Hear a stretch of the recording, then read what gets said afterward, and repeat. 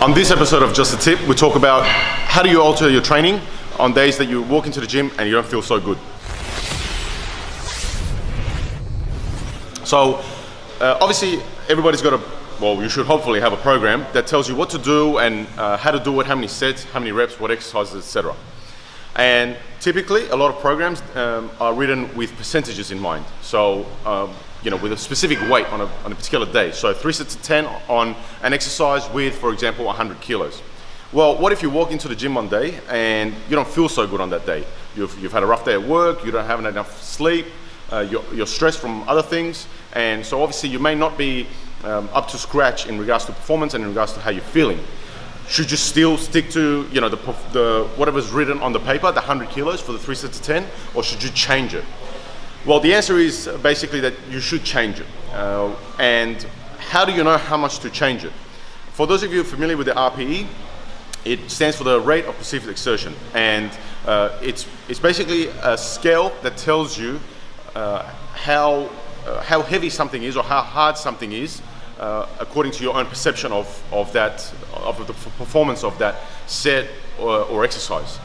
And so you got to be able to put these two together for optimal programming. You should be able to put the percentage that's been prescribed alongside an RPE. So depending on where you are in your training. So for example, let's just say if you're early in your strength block, you're far out from a competition, and you have like a fair few months, 3, 4, 5 months out. For a period like this, anything that you do should be about a 7-8 RPE. So there should always be 2 to 3 reps left in the tank. 2 to 3 reps left in the tank of whatever exercise that you do, if it's for the purpose of strength. So let's just say you walk in one day and you know that for 3 sets of 10 on 100 kilos, you are going to be grinding. You're going to be probably even failing. Should you still stick to the 3 sets of 10 at 100 kilos and grind it out and get it done? Or should you drop it back a little bit? You should be dropping it back.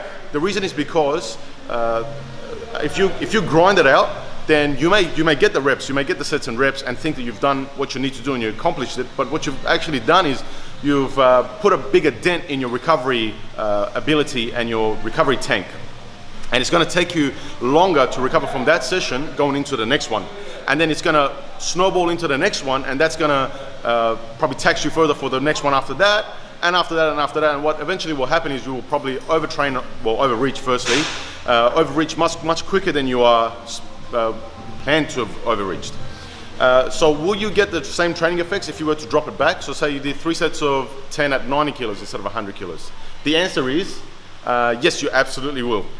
Because the main priority for training is always how hard it is for the body on the given day. So if on a good day, 3 sets of 10 at 100 kilos is at a 7-8 RPE, that's pretty much the same training effect as 3 sets of 10 at 90 kilos, if it still equates out to the 7-8 RPE.